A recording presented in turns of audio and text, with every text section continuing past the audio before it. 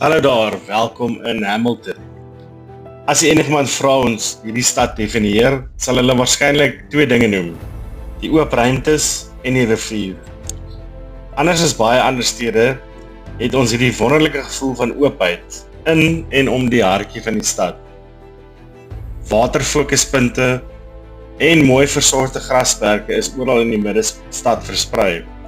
Dis eintlik die stad se agterplaas. Jy sal hierdie ongelooflike groen ruimtes oral vind.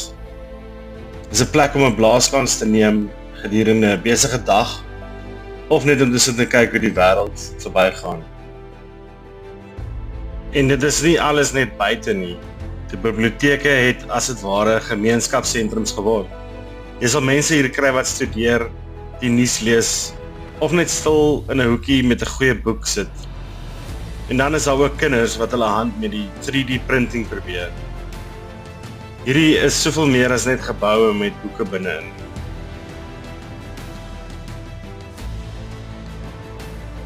Natuurlik is Hamilton 'n groeiende stad, sodat dit beslis sy eie ritme. Teen 'n uitvaltyd sal jy voel hoe die energie toeneem. Dis die einde van die werksdag gejaag, busse, motors, mense op pad huis toe, of om vriende te ontmoet. Die stad se daaglikse polsslag. Jy sal reg oor die stad ook heelwat van hierdie groen bromponies sien. Hulle is 'n baie gewilde manier om rond te beweeg, veral langs die rivier af. Jy aktiveer en betaal die rit met jou selfoon. En daar gaan jy.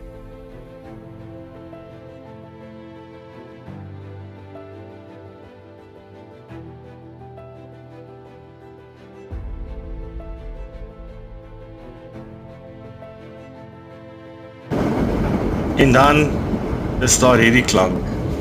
Die hoofspoorlyn loop reg deur die stad. Dis net een van daardie dinge wat Hamilton maak. Maar alles kom altyd terug na hierdie toe. Die magtige Waikato rivier. Dit kerf sy pad reg deur die middestad. En dis die agtergrond vir alles hier. Dis waar mense gaan oefen, dink en met mekaar verbind. Die stad het werklik rondom hierdie rivier gegroei en jy kan daardie koneksie vandag nog sien en voel.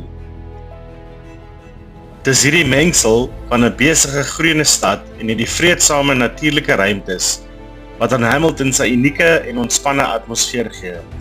Dis 'n wonderlike plek om te wees. Kom kyk jy nie self nie.